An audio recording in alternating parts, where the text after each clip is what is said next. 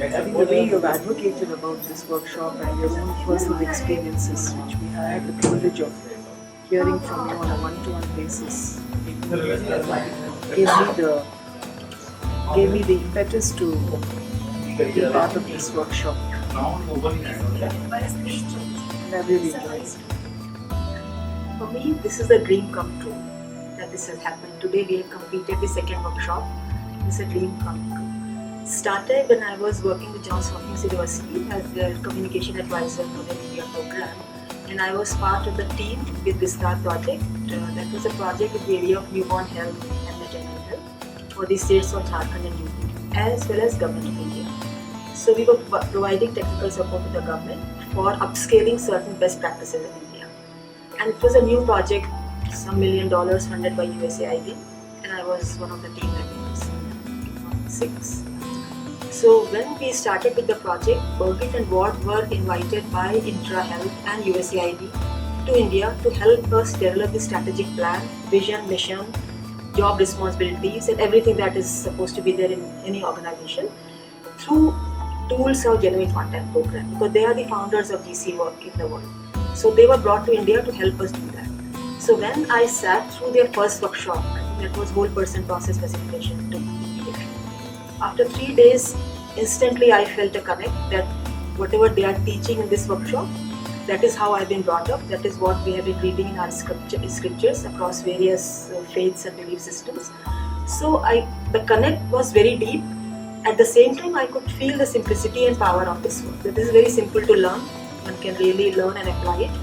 So after 6 months of my work with Johns Hopkins University, I left my job and I went to the States, stayed with Birgit and Ward for almost 1.5 months and did the full course, because they run 6 modules to certify somebody and authorize someone as a trainer. So that is what I did. So 2007 October, I became the first Indian to receive this full training and offer this back in my country. There is something about a circle that is something that is within all of us. We resonate with the circle as a natural form of communication. Cross-culturally, we can say that the circle is an archetype, and an archetype is something that all humans on the planet will resonate with, whether it has ever been explained to them before or not. A circle is one of those natural configurations that people feel is about community, and community is about communication, it's about participating in community, it's about wholeness. So when people come to me and ask me for tips about leadership, especially if their team has got a lot of conflicts and so on, one of my suggestions is, let's get rid of the table. So the second tip that I give is in situations where there is not the best problem solving, not the best in terms of leadership and performance that happens, a disconnect, and so on. What we want to put into that organization is better listening skills. Leadership and followership and inspiration and creativity and solution focused at the best solutions involves good listening. Leadership means the power of integration among thinking, feeling, and action. I believe any leader, in order to be trusted by people, he has to be authentic and true. My card says communication. The leader should be a good communicator, keeping in view the expectation of the masses. I am Suyash, and my card says choice. Leadership is all about making choices. My card is alchemy, and I believe that leadership involves a judicious use of diverse qualities within the group that drives the group towards its intended goal. I'm Bhamati, and the picture looked to me like a starfish, and it says strength. So the starfish now says, make no bones about the matter, flexibility is my strength. Now I'm going to walk into this circle. This is actually a circle. This is one concept of something called the medicine wheel tool. And it's a way in organizations to navigate that which needs to be navigated. And the reason that we do such is that there is an infinite universe. And for us, with our finite minds, it's difficult to grasp the infinite, to figure everything out. So we fragment our world in ways that we can actually understand. These tools like this, they just simply help us to understand something, they help us to navigate something. But in the center is purpose. Who had the purpose card? Purpose? Yeah. One of you had purpose, right. It all hinges around purpose. You have to have everything to do with leadership, grounded in a clear purpose, or else what are you leading as? Leadership. Folks that are going to work on the blue one, this represents leadership. So first in the organization, we need to know its purpose. What's its reason for existence? It's read on it. Why does it exist? Then I want to know some things about leadership. What is leadership in this organization? What are the values of leadership? What kind of moral compass do we have for leadership? What choices as the formal leaders, what kinds of choices do we make about what is leadership? After we figure that out, then we go to vision. Over here in the green, it's vision. And so then once we know some things about ourselves and where we're going to lead, what's our vision? And vision is about the future. It's about where we're going. We've got a purpose, we've got a reason for existence, but now where are we going with that? But who needs to be involved for the sake of fulfilling that purpose and accomplishing that vision? And if you've got stakeholder groups that are not going to help you get that accomplished, you really have to wonder some things about why you're investing that much in management. We make a very big difference between leadership and management. And yes, formal leaders need to know how to engage in leadership. They need to know how to get vision moving and people behind the vision and people making it all happen. And formal leaders do need to figure out how does it all get managed. But management and leadership are very different skill sets. Just come back in 15 minutes with something that you want to say about leadership, about vision, about community, and about management. Wearing the lens of what in the world does that have to do with leadership development of extraordinary leaders. Just see what happens in your small group. Create a little conversation circle, take some flip chart paper, or I'll go find paper. You make your circles, I'll find paper for you.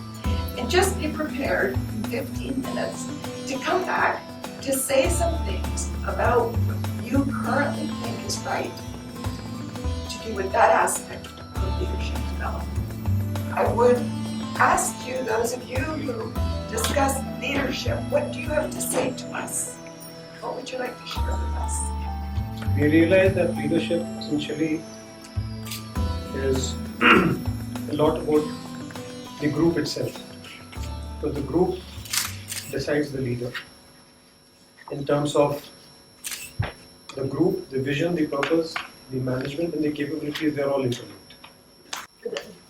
Vision is actually at the base. It's a base of leadership because if there is no guiding post for where we are going, we don't know what are we leading, right? So it's the base and it's a shared roadmap. I mean, it's a base and it's shared. Formulating transparent policies that are easily understood and can be uniformly implemented. And third was having necessary checks and balances in place to ensure that whatever systems and processes and policies have been put in are being followed and implemented in spirit. and finally, periodic review of the same to ensure that we're not going obsolete with the time.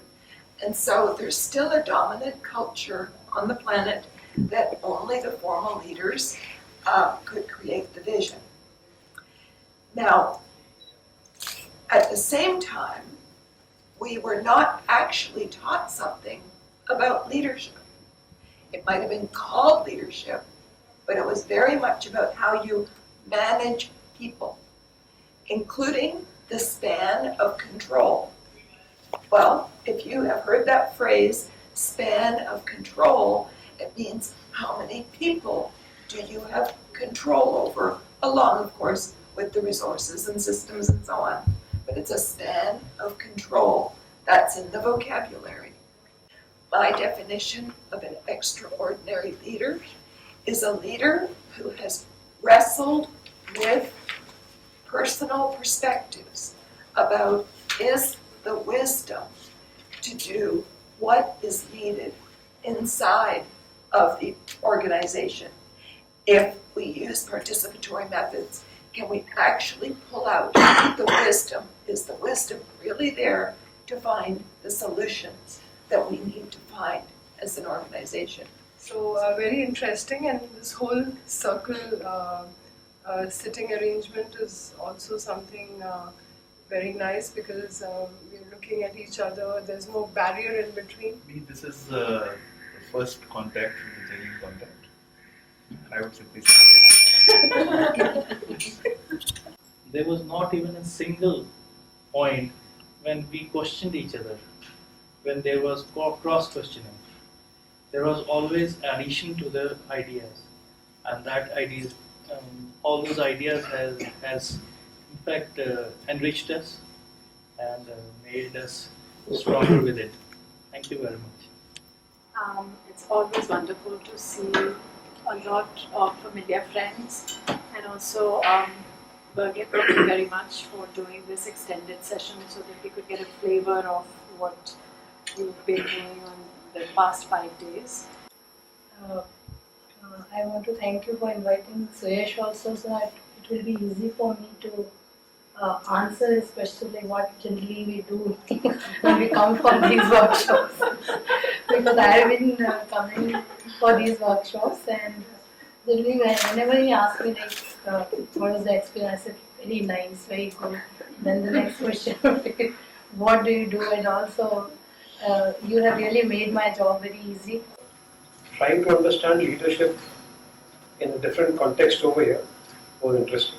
It's a reflective process. It gives you an opportunity to look within and probably try to improve not only as an individual but beyond yourself, the organization that you serve. It actually opened my eyes because leadership we totally look at as a dictionary meaning of span of your leadership, but actually it is much more than that. It's been joyful because it's been experiential learning, and it has come to me at a stage when ironically I've just retired from government, and I still think there is a lot of scope for me to go back to a government as a provider and not provider of the services of leading and acting from higher levels of consciousness. The 5 days have been such an awesome introduction of extended family to my being. I've met the historical figures that I long to meet. It's been a surreal experience. I mean, through all the reflections, the exercise of noticing. Each day we had to notice and just notice. First day it was fun. Second day I noticed, but it was with the element of judgment, so that was not noticing actually. Third day I was a bit successful, and fourth day I could just notice. So that was such a beautiful exercise, because now when I go back home, yesterday, I just notice. I think I've been a facilitator for a long time, but this whole concept of whole persons was just so amazing. And it happens, right? I mean, we end up in meetings and half of us are listening or not noticing or judging, or hazar cheez are happening. So this whole thing of how you can actually bring a whole person in as much as possible. I think it was great, and that's some tools that I've been using a lot. And it's so good to see so many happy people around, so many energized people around, and people who are willing to learn, who are willing to acknowledge that there can be improvement and there have been improvements, and people who appreciate what you get. We've just had a great session with a group of people, well-wishers and others who are interested in the Genuine Contact program and the Genuine Contact way of living and working. And today's session was very specifically about extraordinary leadership.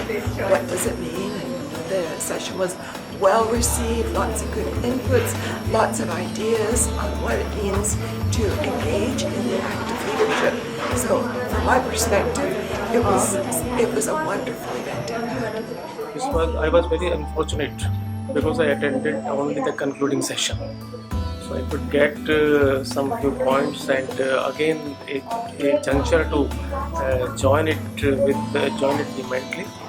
And I liked it very much. I think you really feel the great energy in the room, and that I think is a big learning for me in terms of how you can bring people from different areas together and create that kind of synergy and energy among them.